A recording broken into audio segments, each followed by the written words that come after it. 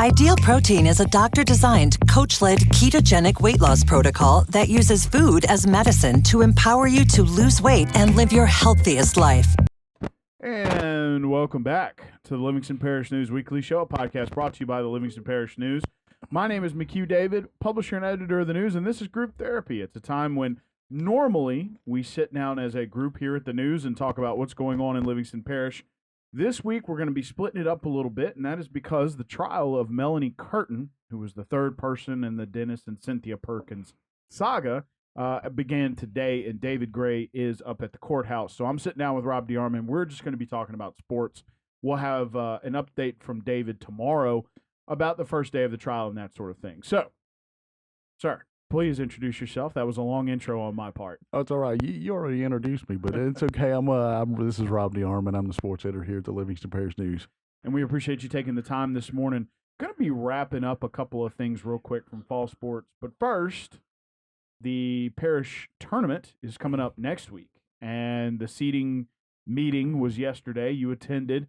Break it down for us. Oh, all right, man. First of all, it was good to have everybody back in a room together, being able to do this, because they weren't able to do it last year because of COVID and everything.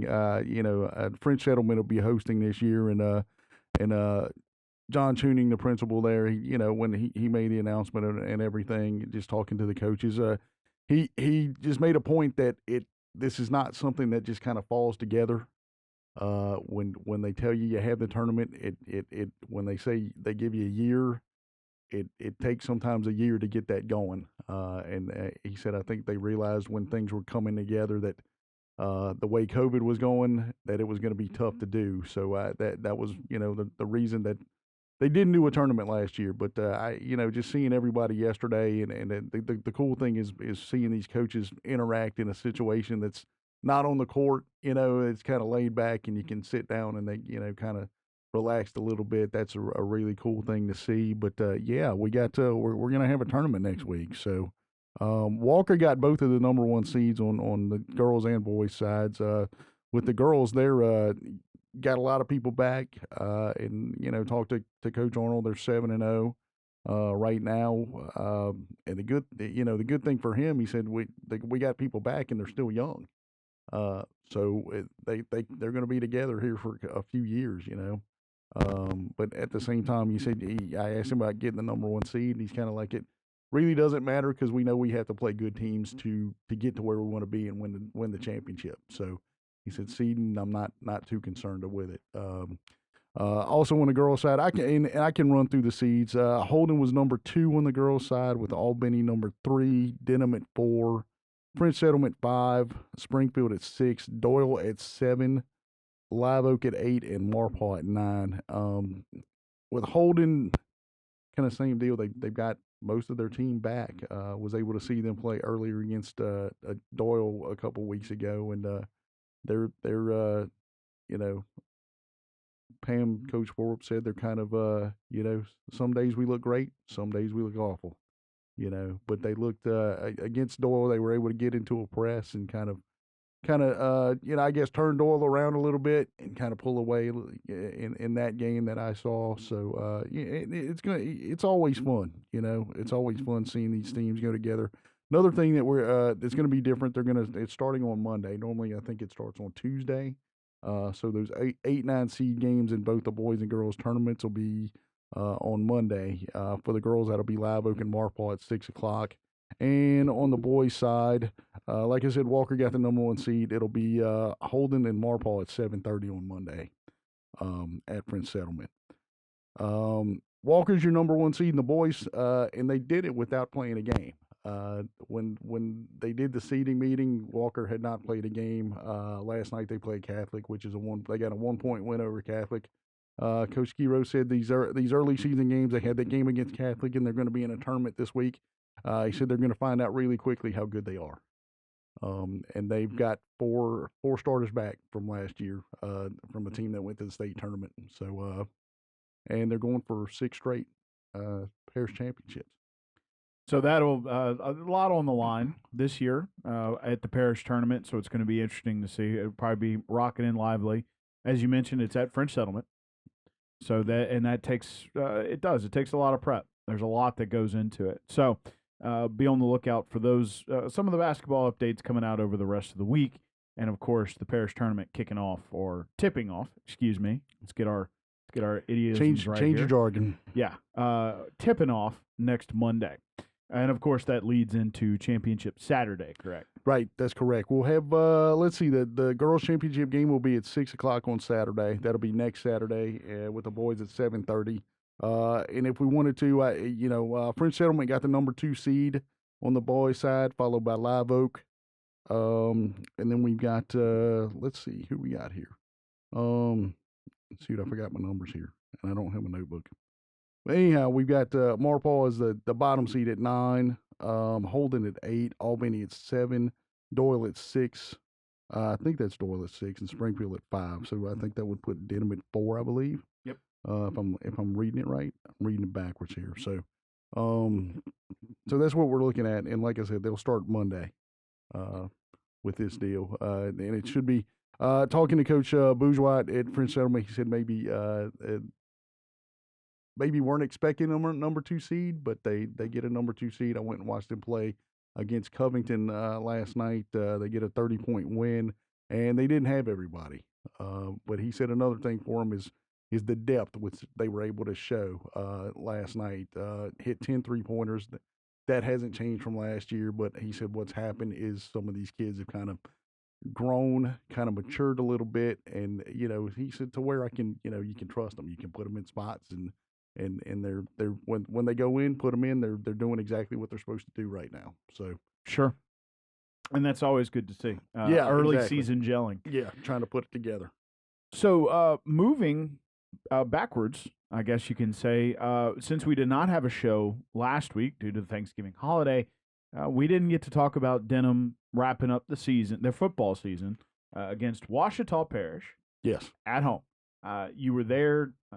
It was a very close game, but it looks like Denham may have shot themselves in the foot a couple of times during the second half. So it was you knew going in that both teams are going to kind of run the ball. I'll kind of put it in perspective just to how the first half went. You probably kick off a couple minutes after 7. We were at halftime by 7:45.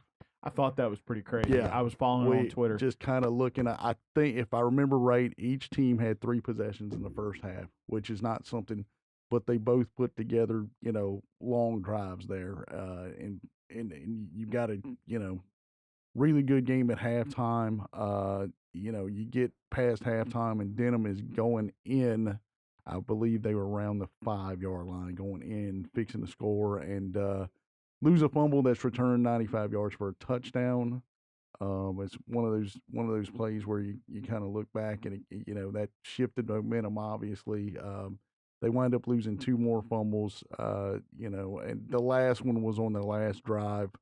It's one of those things where your quarterback Jerry Horn, and this is not at all putting this all on him, but he's a freshman, and you kind of get some pressure from the backside, and up there where we are in the press box, you could tell he probably didn't even feel that pressure coming and took a hit, and they wind up recovering the fumble with, I think it was a little bit less than a minute left. But that's for the progress that team made, for what happened with injuries and things like that. You lose your starting quarterback early in the season. You're supposed to, you've got to kind of figure things out. Eventually, you've got Ray McNeely, your running back, playing quarterback. You go through 2 games, I believe, with 99 yards of total offense. You're trying to figure things out, and then eventually to kind of put things together and kind of see it come together on both sides of the ball. You could see this team every time you saw them. They might not have, against Scotlandville, might not have got the win, but you could see the growth there in the team. And to the point where, it all came together for them in that playoff win against Central, which, that was, I've told a couple people that I've talked to, that was almost flawless football by Denham Springs in that game. So they got a ton to build on, a ton, and it's nothing but positives, I think, coming out of that. Sure. So it's going to be interesting to see how much more they can progress going into next year. And of course, as it usually is, especially with football coaches, going to expect more next year than you did this year. Absolutely. Absolutely. So, and of course, as you and I were discussing before the show, tomorrow, Thursday, you'll be sitting down to do all parish football. So we'll be talking about all parish football and volleyball next week. Yeah. Yep. As well as, I guess, the start and the beginning of the parish tournament. So lots going on. Even though it's supposed to be a wind down into Christmas for sports, we don't have wind downs. No. For sports, we flip into the next sport. Anything else on the docket right now, or really it's basketball tournaments and wrapping up fall. Soccer's cranked up too. We Denham Springs boys got a big win last night. Walker girls got a win last night. Coaches, if you're hearing me, get your results to me and I'll take care of them. We'll make sure you get some. We'll make sure you get some publicity for your kids. That's why we do this. It's not about us. It's about these kids. So please, Rob's email is rob@lpn1898.com. You can message us on Facebook as well, or you can call the office 225-665-5176. So again, Rob, we appreciate you joining us this morning and taking the time to kind of round us through the Thanksgiving holiday, and fall sports have wrapped up. So we are now moving into the winter sports. As you said, if you've got soccer results, send them in. Of course, basketball already off to the races. Already tipped off. Got my jargon. There you go. There you go. So if you introduce yourself, sir. Hey, this is Rob DeArmond. I'm the sports editor here at the Livingston Parish News. And my name is McHugh David, publisher and editor of the news. Appreciate you guys joining us this morning for the Livingston Parish News Weekly Show. This is Group Therapy, where normally we sit down all of the editors and talk about what's going on in Livingston Parish. This particular week, Mr. David Gray is covering the Melanie Curtin trial. He'll be with us tomorrow morning to discuss that, so be on the lookout for that information. Please remember the news is on Facebook, Twitter, LinkedIn, Instagram, and YouTube. We are once a week in print on Thursdays at $7 a month to get that in your mailbox. We're also online, www.livingstonparishnews.com. We hope you have a great day, and we'll see you next time.